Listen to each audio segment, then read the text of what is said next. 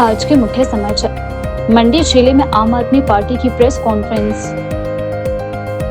रतौली की मंडगरा से जोड़ने वाला जर्जर पुल बना खतरा। शंकुला दर्रे के खुलते ही लाहुल की अर्थव्यवस्था में नई रौनक। नववर्ष को लेकर मां हाटेश्वरी के गुरु ओम प्रकाश शर्मा का संदेश। मनरेगा को लेकर हिमाचल में सियासत तेज। रेशमादान में उठा विरोध का स्वर। फतेहपुर विधानसभा सीट पर भाजपा का विशेष फोकस। शिमला में नाबार्ड सहकारिता सम्मेलन। अब समाचार विस्तार से। आम आदमी पार्टी से कपिल ठाकुर ने प्रेस वार्ता मंडी में आयोजित करी। जिला मंडी की महत्वपूर्ण बैठक 7 जनवरी 2026 को आयोजित की जा रही है। उन्होंने जानकारी देते हुए बताया कि इसमें पार्टी प्रभारी और सह प्रभारी सहित पदाधिकारियों की भारी मौजूदगी देखने को मिलेगी। बैठक में संगठनात्मक ढांचे, कार्यों की समीक्षा और आगामी रणनीति पर विस्तार से चर्चा की जाएगी। कपिल ठाकुर ने बताया कि बैठक में अब तक किए गए कार्यों का मूल्यांकन होगा और आगे की दिशा भी तय की जाएगी। उन्होंने कहा कि कार्यकारिणी के गठन में यदि कोई सदस्य छूट जाता है तो उसे भी जोड़ने का प्रयास किया जाएगा ताकि संगठनात्मक मजबूती के साथ हर कार्यकर्ता की भागीदारी सुनिश्चित हो सके। उन्होंने कहा कि संगठनात्मक सुविधा के लिए मंडी जिले को 2 हिस्सों में विभाजित किया गया है। मंडी जिला और सुंदरनगर दोनों हिस्सों में 5-5 विधानसभा क्षेत्र शामिल है, जहां संगठन का काम जारी है। कुल 6 से 7 विधानसभा क्षेत्रों में संगठनात्मक ढांचा तैयार किया जा चुका है, जबकि बचे हुए 3 विधानसभा क्षेत्रों में संरचना को अंतिम रूप देने की प्रक्रिया जारी है। कपिल ठाकुर ने कहा कि आगामी बैठक में कार्यों की समीक्षा की जाएगी और वरिष्ठ नेतृत्व के मार्गदर्शन में रणनीति पर विचार विमर्श किया जाएगा। उन्होंने उम्मीद जताई है कि बैठक के बाद पार्टी की जमीनी पकड़ और मजबूत होगी तथा संगठन और बेहतर तरीके से सक्रिय दिखाई देगा। मुख्य जो उद्देश्य है वो ये है कि आम आदमी पार्टी पूरे हिमाचल प्रदेश में आजकल संगठन निर्माण के कार्य पर जुटी हुई है और इसी कड़ी में हमारे पूरे प्रदेश के जो 12 जिले हैं, 12 के 12 जिलों में जो है वो जिला स्तरीय जो कार्यकारिणी है, जिला की जो कार्यकारिणी है वो हमारी बन चुकी है और उसके तहत जो है वो हर जिले में हमारे जो यहाँ के प्रभारी है श्री ऋतुराज झा जी, व सह प्रभारी श्री अजय राजपूत जी, वो हर जिले में जाकर इसकी समीक्षा बैठक कर रहे हैं। तो उस बैठक में वो ये देख रहे हैं कि जो जिला की हमारी जो कार्यकारिणी बनी है, क्या उस कार्यकारिणी वो संपूर्ण है और किस ढंग से कार्य कर रही है तथा आने वाले समय में क्या कार्य करना है, वो हर जिले में जाके जो है वो अपने वो बता रहे हैं कि डायरेक्शन दे रहे हैं हमारे को। इसी कड़ी में जिला मंडी की बैठक जो है वो नव वर्ष में इस पहले सप्ताह में 7 तारीख को जो है वो मंडी में रखी गई है। उस बैठक में विशेष रूप से हमारे जो प्रभारी हैं ऋतुराज झा जी, सह प्रभारी श्री अजय राजपूत जी तथा यहाँ के जो हमारे पर्यवेक्षक हैं श्री कैप्टन प्रशांत शर्मा जी, वो विशेष रूप से उपस्थित रहेंगे। और जो हमारी ये बैठक होगी जो 7 तारीख को, उसमें जहाँ जिला की हमारी कार्यकारिणी के बारे में पूरा जो है वो विचार विमर्श किया जाएगा और अगर उस कार्यकारिणी में किसी तरह की किसी और आदमी को जोड़ने की कोई कमी रही होगी तो उसको जोड़ने के ऊपर भी कार्य किया जाएगा।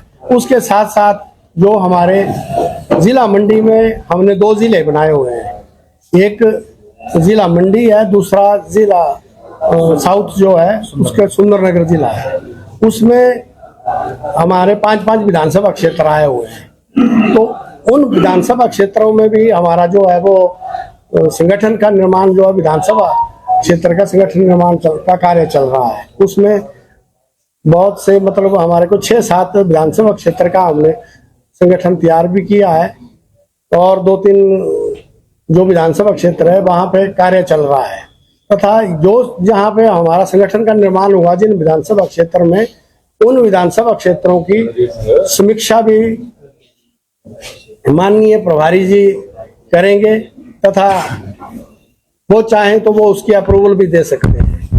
इसी कड़ी में जो है हमारे 10 के 10 विधानसभा क्षेत्रों के जो है वो कार्यकर्ता और पदाधिकारी जो है वो सम्मिलित होंगे।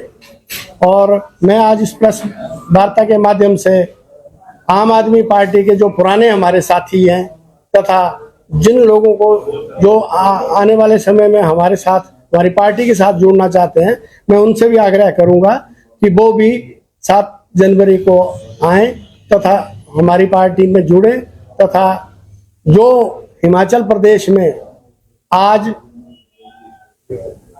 लोग तीसरे विकल्प को ढूंढ रहे हैं, उस विकल्प को बनाने के लिए जो है वो हमारे साथ दें। सभी लोग जब हमारे साथ जुड़ेंगे तो हम तीसरा विकल्प तैयार करेंगे। जैसा कि सर्वविदित है कि आज हिमाचल प्रदेश में 2 पार्टियां ही राज कर रही है। कभी एक पार्टी का शासन होता है तो कभी दूसरी पार्टी का शासन होता है, और यहाँ पे दोनों पार्टियों में एक ऐसा लग रहा है कि दोनों पार्टियां जो है वो बारी बारी से अपना खेल खेल रही है। नववर्ष के आगमन पर मां हटेश्वरी के गुरु ओम प्रकाश शर्मा ने भक्तों और क्षेत्रवासियों को संदेश देते हुए कहा कि नए साल की शुरुआत श्रद्धा, आस्था और सकारात्मक सोच के साथ करनी चाहिए। उन्होंने कहा कि हर व्यक्ति सुबह उठकर सबसे पहले मां भगवती का ध्यान करे और उन्हें नमन करके दिन का आरंभ करे। ओम प्रकाश शर्मा ने कहा कि मेरी माता से प्रार्थना है कि आने वाला वर्ष सभी के लिए मंगलकारी हो, सभी के कार्य सफल हो, अच्छी बारिश हो, अच्छी फसल हो और कारोबार में तरक्की मिले। उन्होंने बताया कि नववर्ष पर मंदिर में विशेष देव कार्यक्रम और पूजा अर्चना का आयोजन किया जाएगा ताकि पूरे वर्ष भर शांति, सद्भाव और समृद्धि का आशीर्वाद मिलता रहे। गुरु ओम प्रकाश शर्मा ने कहा कि नए वर्ष में लोगों को एक दूसरे के साथ सहयोग, सद्भाव और धार्मिक परंपराओं का सम्मान बनाए रखना चाहिए।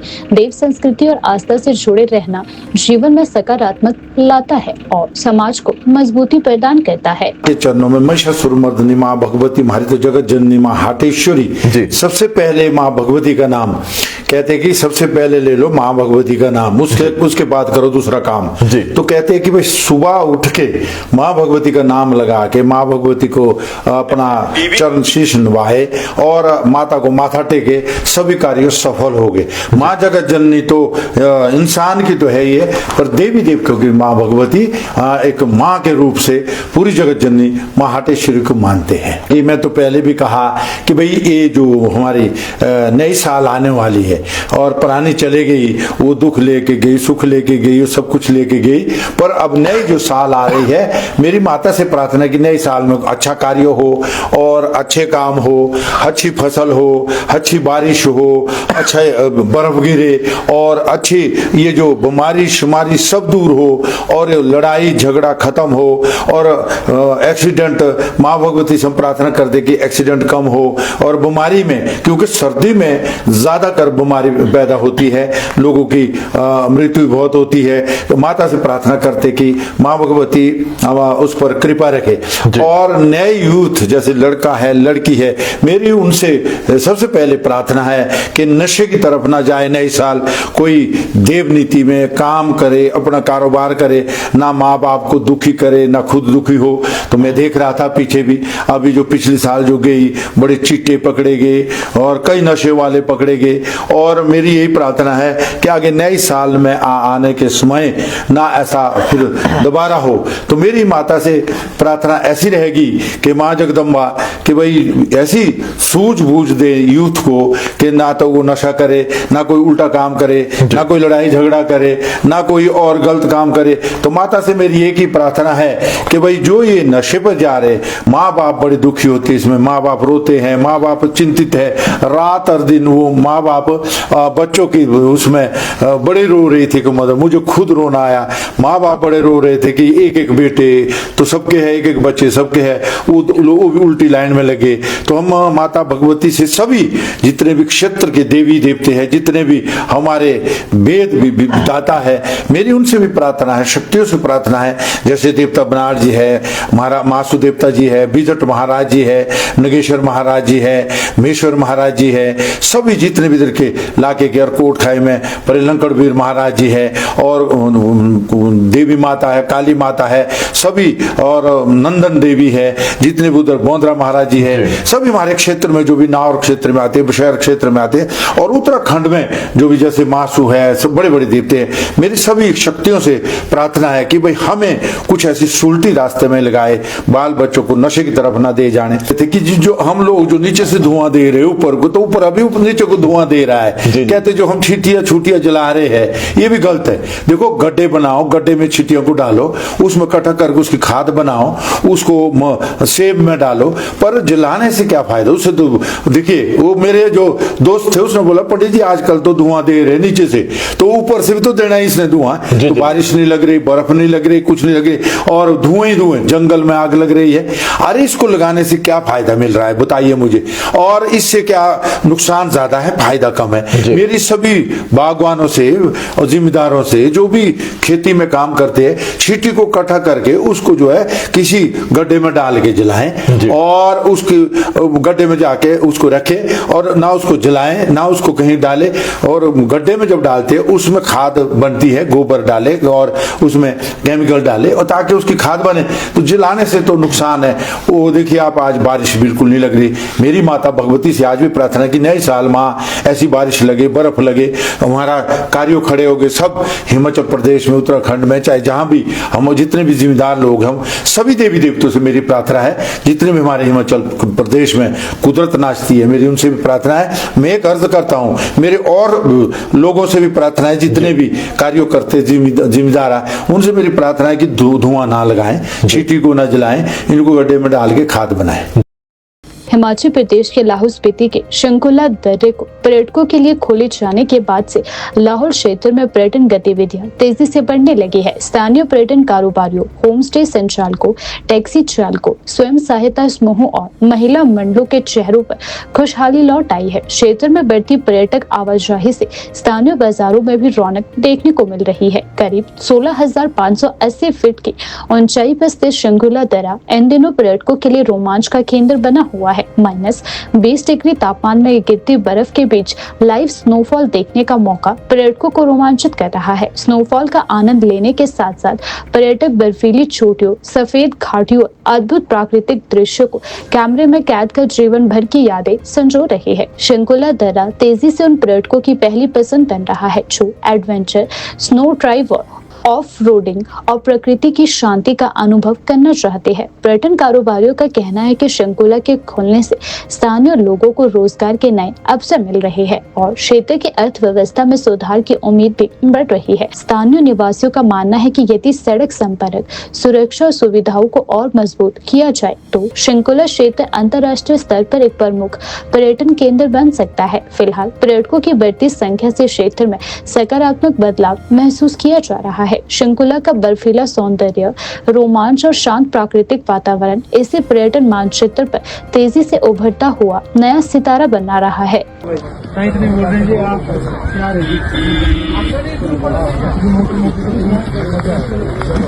ना यार और कैसे चल देंगे।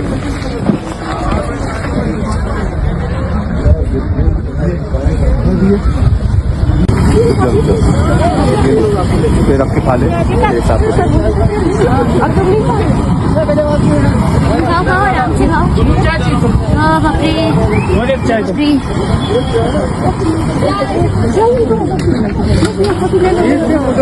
लाइव फोटो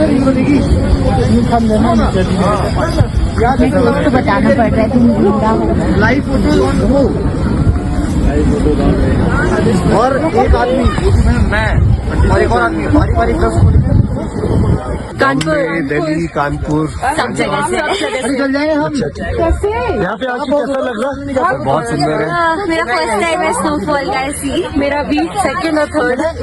मुझे लगता है वो बोल रहे हैं मनाली में बर्फबारी नहीं हो रही। आई थिंक हमें कल बोला गया था कोई स्नोफॉल का चांस नहीं है और आज this is our Christmas miracle. Very nice. सबको आना चाहिए एक्चुअली। चाय ले लो। एटलीस्ट जनवरी फरवरी तक तो पूरा बर्फ रहेगा। बहुत अच्छा, वेरी नाइस। हमारे लिए तो वंस इन लाइफ टाइम चीज है ये। Very nice. विंटर वंडरलैंड है आप लोग।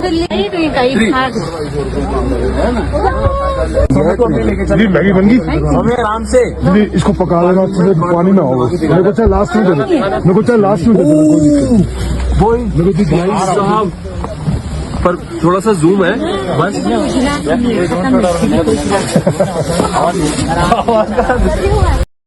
रतौली गांव को मडग्रास से जोड़ने वाला पुल इन दिनों बेहद जर्जर हालत में पहुंच चुका है। इस पुल से रोजाना ग्रामीणों और स्कूल जाने वाले बच्चों और पशुओं की आवाजाही होती है, लेकिन खराब स्थिति के कारण सभी को भारी परेशानियों का सामना करना पड़ रहा है। ग्रामीणों का कहना है कि पुल पर चलना अब जोखिम से खाली नहीं है और किसी भी वक्त बड़ा हादसा हो सकता है। स्थानीय लोगों के अनुसार पुल का निर्माण कार्य देख रहे ठेकेदार ने काम अधूरा छोड़ दिया, जिसके बाद से कार्य पूरी तरह ठप पड़ा है। अधूरे निर्माण और रखरखाव के अभाव में पुल की स्थिति लगातार बिगड़ती जा रही है। ग्रामीणों ने कई बार आवाज उठाई, लेकिन अब तक कोई ठोस कदम नहीं उठाया गया।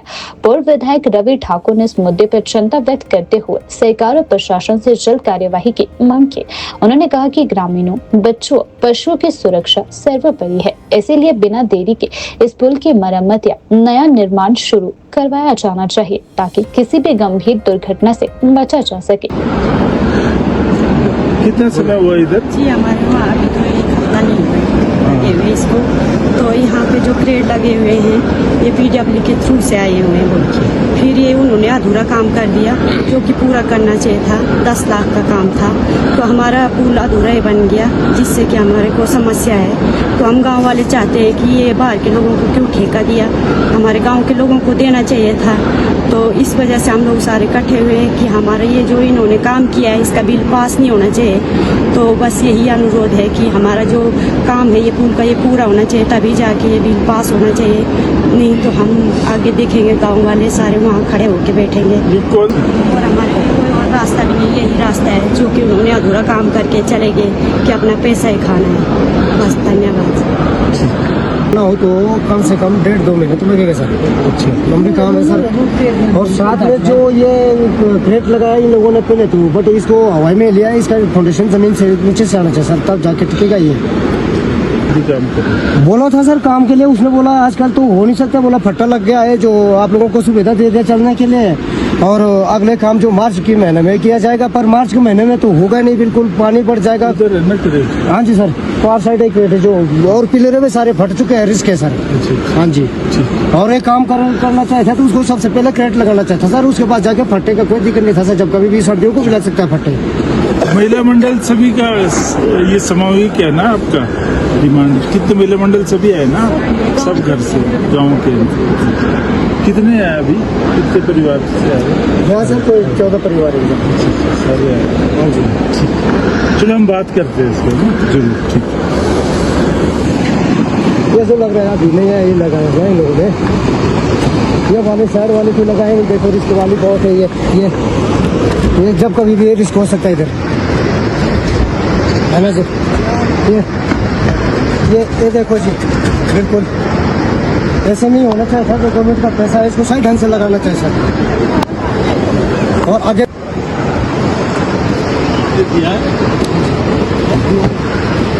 नहीं है सर, बिहार के चाहिए ना ये?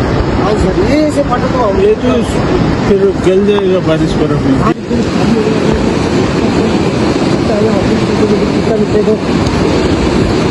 सर्दियों का मौसम में तो जमता है, आप लोगों को पता है सब कुछ।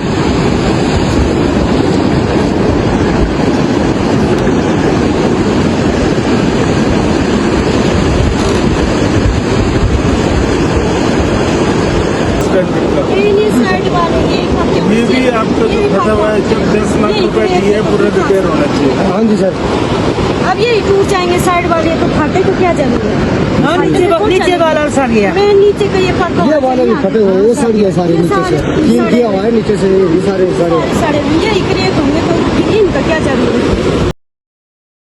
पूर्व मुख्यमंत्री जयराम ठाकुर ने नूरपुर में आयोजित बैठक के दौरान विधानसभा चुनावों को लेकर बड़ा राजनीतिक संदेश दिया। उन्होंने कहा कि चुनावों में काफी कम समय बच चुका है, इसीलिए पार्टी को पूरी मजबूती के साथ मैदान में उतरना होगा। जयराम ठाकुर ने बताया कि कांग्रेस सरकार के 3 साल पूरे हो चुके हैं और अब केवल मात्र 2 साल शेष रहे हैं। ऐसे में भाजपा संगठन को और धारदार बनाने के लिए प्रदेश भर में बैठकें कर रही है। उन्होंने कहा कि कांग्रेस सरकार की 3 साल की नाकामी और विफलताओं को लेकर जनता के बीच जाना जरूरी है। इसी कड़ी में नूरपुर और फतेहपुर में कार्यकर्ताओं के साथ रणनीतिक चर्चा की गई और आगामी चुनावी दिशा तय की जा रही है। जयराम ठाकुर ने दावा किया कि आने वाले समय में भाजपा और मजबूती के साथ जनता के बीच रहेगी और चुनाव के लिए पूरी तैयारी की जाएगी।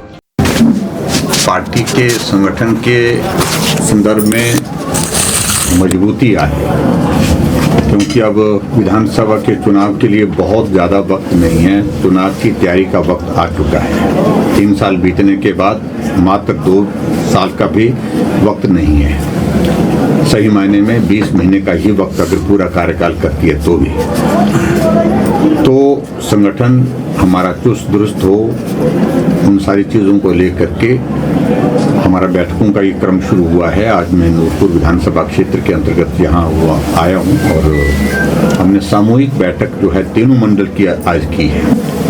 संभवतः आने वाले समय में कोशिश करेंगे कि हर मंडल में जाना हो, तो उसमें संगठन की स्थिति क्या है, उस सारी चीज़ को लेकर के हमने थोड़ा फीडबैक लिया है और उसके बाद कार्यकर्ताओं को चुनाव के लिए तैयार रहने के लिए, तैयारी करने के लिए हमने कहा है।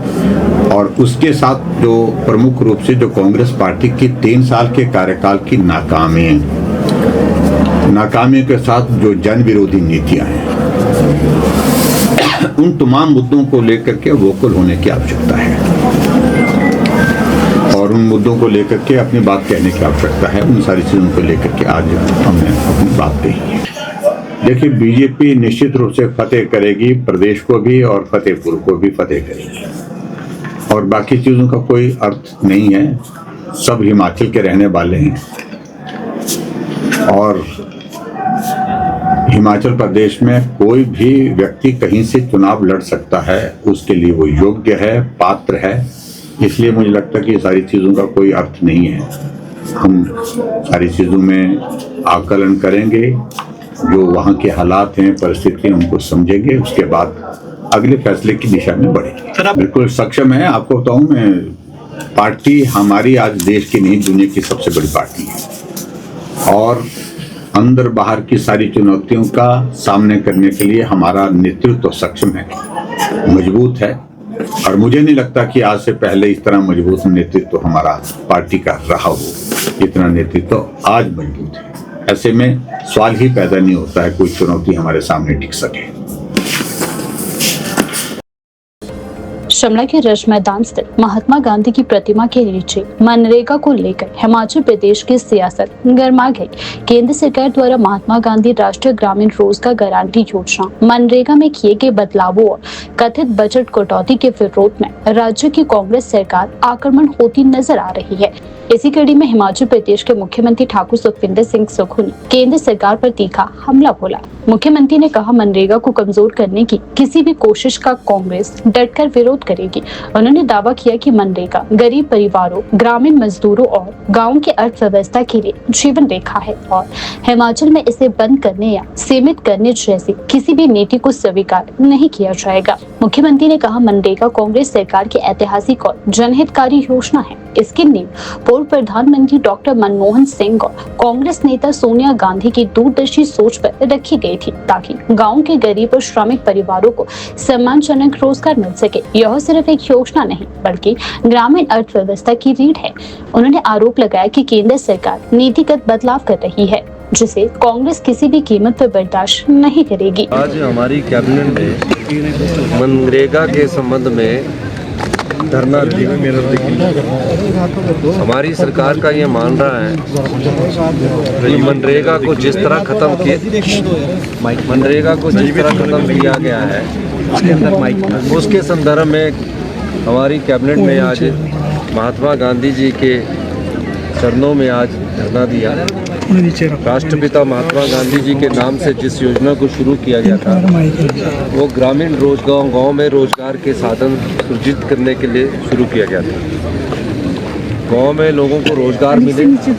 मनरेगा के तहत गांव की कई महिलाएं, कई पुरुष, कई वृद्ध कार्य करते थे। आज इस योजना को, मनरेगा को, जो भारतीय जनता पार्टी की केंद्र की सरकार ने ख़त्म करने का जो निर्णय लिया है उसके संदर्भ में हमारा ये धरना था। पहले मनरेगा जो थी वो पंचायत के प्रधान, ग्राम सभा और लोगों की मांग को देखकर वो योजनाएं बनाते थे, डिमांड ड्रिवन थी।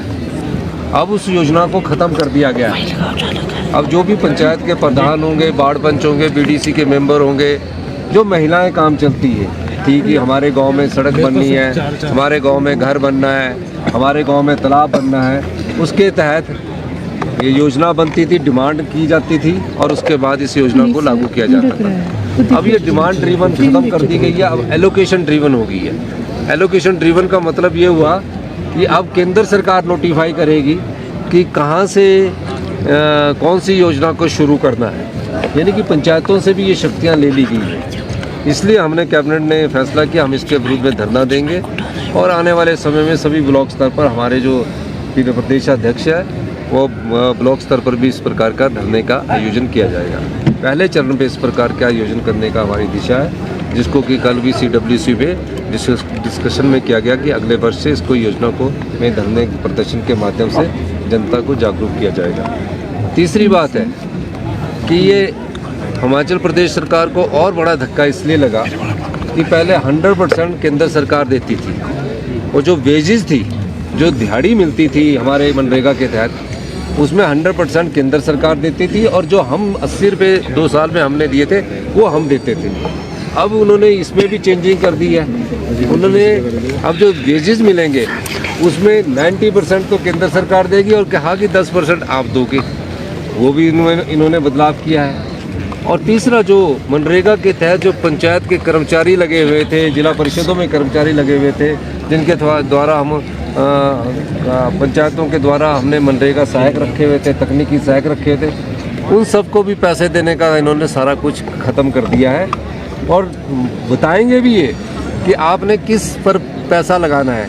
अब गांव की सड़क के लिए पैसा देना बंद हो जाएगा, गांव के तालाब के लिए पैसा देना बंद हो जाएगा। इस प्रकार की योजना का स्वरूप इन्होंने बनाया है। अब कोई पंचायत है, उस पंचायत को नोटिफाई करेगी, हम लिख के देंगे, फिर क्या वहाँ से केंद्र सरकार नोटिफाई करेगी। अभी सभी पंचायत, जितनी भी 3500 पंचायत है, उसमें मनरेगा को शुरू किया गया था और 20 साल से चली हुई थी। ये डॉक्टर मनमोहन सिंह जी की सोच थी, श्रीमती सोनिया गांधी जी की विचार था कि हम गांव के लोगों को रोजगार दें। उस योजना को पूरी तरह ख़त्म करने का कार्य इस नए एक्ट ने किया है। हमारा मानना ये है कि ये डिमांड ड्रिवन रहनी चाहिए। जो पंचायत लिख कर देती है, पंचायत के लोग लिख कर देते हैं, उसके आधार पर किया जाना चाहिए था। और जो वेजेस पहले से पूरे आती थी वो मिलनी चाहिए और नोटिफाई करना कोई ज़रूरत ही नहीं है। अब तो नोटिफाई करेंगी भारत सरकार, 1500 पंचायतों में करती है, 1000 पंचायतों में करती है। इसलिए हमारी कैबिनेट ने आज यहाँ धरना दिया और ये सरकार की तरफ से हमारा शांतिपूर्ण महात्मा गांधी जी के चरणों में आज हमारा धरना था। अंतर्राष्ट्रीय सहकारिता वर्ष के अवसर पर राष्ट्रीय कृषि और ग्रामीण विकास बैंक नाबार्ड की ओर से आज शिमला में सहकारिता सम्मेलन का आयोजन किया गया। इस सम्मेलन की अध्यक्षता प्रदेश के उप मुख्यमंत्री मुकेश अग्निहोत्री ने की। उन्होंने कहा कि कोऑपरेटिव आंदोलन की नींव हिमाचल प्रदेश ने देश में सबसे पहले रखी थी और यही कारण है कि राज्य ने सहकारिता क्षेत्र में देश का मार्गदर्शन किया है। उप मुख्यमंत्री ने बताया कि देश की पहली कोऑपरेटिव सोसाइटी हिमाचल में बनी और यहाँ की पहली सोसाइटी रजिस्टर्ड हुई, जो आज भी सहकारिता आंदोलन की प्रेरणा का आधार है। उन्होंने कहा कि हिमाचल ने सहकारिता के क्षेत्र में कई अनुकरणीय उदाहरण पेश किए, चाहे वो बुटीकों के माध्यम से हिमाचली टोपियों और शॉल की देश विदेश तक पहचान हो, या फिर दूध उत्पादन, शिक्षा और ट्रक समितियों के सफल मॉडल। अग्निहोत्री ने कहा कि सहकारिता ग्रामीण आजीविका, रोजगार और स्वरोजगार के सबसे प्रभावी माध्यमों में से एक है। इसीलिए सरकार का प्रयास है कि कोऑपरेटिव सेक्टर को और अधिक मजबूत किया जाए और घाटे में चल रही सोसाइटीज को पुनर्जीवित किया जाए। उन्होंने नाबार्ड से भी इस दिशा में सहयोग और वित्तीय सहायता बढ़ाने की अपील की है। 2025 चल रहा था और वो अपने समापन की तरफ है, और उस समापन में नाबार्ड के सहयोग से आज का ये समारोह आयोजित किया गया है। इससे पहले 15-20 दिन पहले कोऑपरेटिव डिपार्टमेंट ने भी पालमपुर में आयोजन किया था। तो कोऑपरेटिव जो ग्रामीण परिवेश में काम कर रही है, सेवाएं दे रही हैं। आपको मालूम है कि जहाँ तक हिमाचल का सवाल है, 50,000 करोड़ रुपए की यहाँ पे पूंजी निवेश है कोऑपरेटिव सेक्टर में, और 20 लाख के आसपास लोग इससे जुड़े हुए हैं और डिफरेंट लेवल पे ये काम कर रहे हैं। हमारे बड़े बैंक भी जो सोसाइटियों से शुरू हुए और आज कांगड़ा सेंट्रल कोऑपरेटिव बैंक या स्टेट कोऑपरेटिव बैंक या जोगिंद्रा बैंक, इसके अलावा 12-13 बैंक भी काम कर रहे हैं और नाबार्ड भी अपनी भूमिका निभा रहा है। नाबार्ड का अब तक प्रदेश में या सरकारी तौर पे ऐसा इम्प्रेशन था जैसे ये पानी की स्कीमें बनाने के लिए है या ये सड़कों की स्कीमें बनाने के लिए। इससे आगे हटके यही होता था कि इतना पैसा आया है, इतना पानी को दिया जाएगा, इतना सड़कों। अब विविधता की तरफ गए हैं। फर्स्ट टाइम हम आगे गए हैं कि इसमें हम जो सोलर एनर्जी की तरफ नाबार्ड काम कर रहा है, या जो है चार्जर इंस्टॉलेशन जो चल रहे हैं 110 करोड़ रुपए की लागत से प्रदेश में, उसकी तरफ नाबार्ड की भूमिका है। या दूध का बहुत बड़ा कारोबार जो है स्टेट में नाबार्ड का प्लांट लग रहा है, उसमें नाबार्ड की। तो इसलिए हटके लीक से हटके काम हो रहा है और लोगों को ये समझ आ रहा है कि डिफरेंट फील्ड्स में भी काम किया जा सकता है। बाकी तो प्रदेश के कृषि की बैकबोन है, कृषि लोन्स को लेके और उसकी क्या स्थितियां हैं, कैसे आगे बढ़ा जा सकता है, वो सारी आज डिस्कशन हुई है। और एक बात और भी है कि कोऑपरेटिव का मूवमेंट तो हिमाचल से शुरू हुआ था और पहली अनरजिस्टर्ड सोसाइटी भी हिमाचल में बनी, फिर एक रजिस्टर्ड सोसाइटी हिमाचल प्रदेश में बनी। देश में कोऑपरेटिव मूवमेंट बहुत आगे गया। आप देख सकते हैं जहां महाराष्ट्र की बहुत बड़ी सोसाइटियां हैं, या गुजरात में आप देखो कोऑपरेटिव के क्षेत्र में ये तो। लेकिन हिमाचल प्रदेश में जो काम हुआ है उसमें अब आगे बढ़ के कैसे सिर्फ लोनिंग की बात नहीं है और भी कारोबार कैसे एक्सपेंशन करनी है। या जो आज हमने बात की है कि जो सोसाइटियां हमारी जिन्होंने बहुत नाम पैदा किया हिमाचल प्रदेश के लिए वो डूब गई हैं कुछ, जैसे लाहौल पोटैटो की हमारी सोसाइटी है, वो उनको मदद की दरकार है। और ऐसे ही हिमबुनकर कुल्लू का है, वो वहाँ एम्प्लॉइज़ को देने के लिए उनके पास सैलरी नहीं है। या हमारे जो चाय के बागान हैं पालमपुर और धर्मशाला के आसपास की जो सोसाइटियाँ हैं वो भी आंसू बहा रही हैं। तो इसलिए उनकी रिवाइवल प्लान्स क्या हो सकती हैं। और सेकेंडली यंग जनरेशन को कोऑपरेटिव से जोड़ने के लिए क्या किया जा सकता है। यहाँ बात आई कि जो आज की दुनिया में जो डिजिटल दुनिया है उसके साथ जुड़ के किस ढंग से हम प्रेजेंट जनरेशन को जोड़ सकते हैं। तो सारी चीज़ों पे एज ए डिपार्टमेंट भी हम गौर करेंगे। अभी नई कोऑपरेटिव पॉलिसी आई है उसका भी अध्ययन करेंगे और जो भी हम कर सकते हैं अर्थव्यवस्था को, ग्रामीण अर्थव्यवस्था को मजबूत करने के लिए करेंगे। नाबार्ड ने जो प्रदेश के विकास में सहयोग दिया है उसके लिए हम नाबार्ड के भी आभारी हैं। और खासतौर पर डॉक्टर हमारे विवेक पठानिया जी जो कि चीफ जनरल मैनेजर हैं और धरती पुत्र हैं, हिमाचल गए, इनको यहाँ सर्व करने का मौका मिला है। तो काफ़ी इंटरेस्ट ले रहे हैं ये लगातार। रेजमतन स्थित महात्मा गांधी की प्रतिमा के नीचे मनरेगा को लेकर हिमाचल प्रदेश की राजनीति में उबाल आ गया है। केंद्र सरकार द्वारा महात्मा गांधी राष्ट्रीय ग्रामीण रोजगार गारंटी योजना मनरेगा में किए गए बदलावों और कथित बजट कटौती के विरोध में प्रदेश की कांग्रेस सरकार ने आक्रामक रुख अपना लिया है। कांग्रेस ने घोषणा की कि इस मुद्दे पर लड़ाई अब संसद से लेकर सड़क तक लड़ी जाएगी। कांग्रेस नेताओं का कहना है कि केंद्र सरकार की नीतियों का सीधा असर हिमाचल जैसे पहाड़ी राज्यों पर पड़ रहा है, जहां मनरेगा ग्रामीण मजदूरों और गरीब परिवारों के लिए सबसे बड़ा सहारा है। उनका आरोप है कि नीतिगत बदलाव और धनराशि में कटौती से ग्रामीण रोजगार और स्थानीय अर्थव्यवस्था दोनों कमजोर हो रही है। वहीं उप मुख्यमंत्री मुकेश अग्निहोत्री ने केंद्र सरकार पर सीधा निशाना साधते हुए कहा कि मनरेगा को कमजोर करने की कोशिश केंद्र सरकार के द्वारा की जा रही है। उन्होंने कहा कि मनरेगा सिर्फ रोजगार योजना नहीं बल्कि गरीब परिवारों और गांव की अर्थव्यवस्था की जीवन रेखा है। यदि इसे सीमित करने या कमजोर करने की कोशिश हुई तो हिमाचल चुप नहीं बैठेगा। कांग्रेस इस लड़ाई को हर स्तर पर लड़ने के लिए तैयार है। मनरेगा रोजगार देने की संसार की सबसे बड़ी योजना है और पिछले 2 दशकों से इसका बहुत ही सफलतापूर्वक इसको चलाया जा रहा था और पैसा सीधा गांव में पहुंचे, उस स्पिरिट से इस योजना को बनाया गया था। और हमारे दिवंगत प्रधानमंत्री जी मनमोहन सिंह जी के समय में ये योजना आई थी और गांव में लोगों को रोज़गार मिला और लोगों के काम हुए। लेकिन अब बीजेपी मनरेगा के शुरू से ही खिलाफ थी। इवन प्रधानमंत्री जी ने भी ऐसे संकेत दिए थे कि वो मनरेगा को आगे नहीं चलने देंगे और धीरे धीरे उसी बात पे मसला पहुंच गया आके कि जब उन्होंने मनरेगा को समाप्त करने की शुरुआत कर दी। और जहाँ तक राष्ट्रपिता महात्मा गांधी जी का सवाल है, आज हमारी सारी कैबिनेट ने यहाँ पे धरना दिया है उनके प्रतिमा के सामने शिमला के ऐतिहासिक रिज मैदान पे। और इस बात का हम एज ए गवर्नमेंट भी हिमाचल प्रदेश सरकार के नाते हम इस बात का विरोध कर रहे हैं कि मनरेगा को समाप्त नहीं किया जा सकता।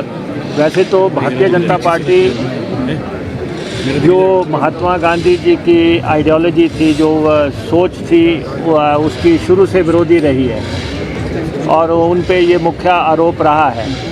और आज उन्होंने ये साबित ही कर दिया कि वो महात्मा गांधी जी की आइडियोलॉजी के ख़िलाफ़ हैं और उनका नाम ख़ास तौर पे हिंदुस्तान से योजनाओं से हटाया जाए, तो ये कहीं भी सही नहीं है। महात्मा गांधी जी की प्रतिमाएं बहुत राष्ट्रों में लगी हुई हैं। आप जब देश विदेश में जाओ वहाँ भी उनकी आइडियोलॉजी को मान्यता है और उनकी प्रतिमाएं देश दुनिया में लगी हुई हैं। और प्रदेश में उनकी किसी योजना से नाम हटाया जाए, खैर उनकी हस्ती हटाना तो संभव नहीं है। जो लोग आज उनके नाम योजना से हटा रहे हैं, कल दिन को वो लोग करेंसी से भी उनकी फ़ोटो हटाने का काम कर सकते हैं, क्योंकि ये सोच का सवाल है, ये मानसिकता का सवाल है कि वो ऐसा काम कर रहे हैं। लेकिन ये जो योजना है, इससे गांव के विकास को बहुत मदद मिली थी और अब इन्होंने क्या किया है कि सारा कंट्रोल जो है, इसका रिमोट जो है वो गांव के प्रधान से, गांव से लेके जो है इन्होंने मंत्रालय में ले लिया है। पहले डिमांड करती थी पंचायत और उनको पैसा आ जाता था, अब ये सप्लाई ड्रिवन हो गया कि वो जो मंजूर करेंगे बस उतना ही पैसा आएगा। और 60 दिन तो वैसे ही निकाल दिए कि 60 दिन जो है ये योजना सस्पेंड रहेगी साल में। इसका मतलब 10 महीने की योजना हो गई और पहले 12 महीने की थी। और उसके बाद जो गांव से शुरू होती थी उसकी बजाय ये जो है अब टॉप पे चली गई।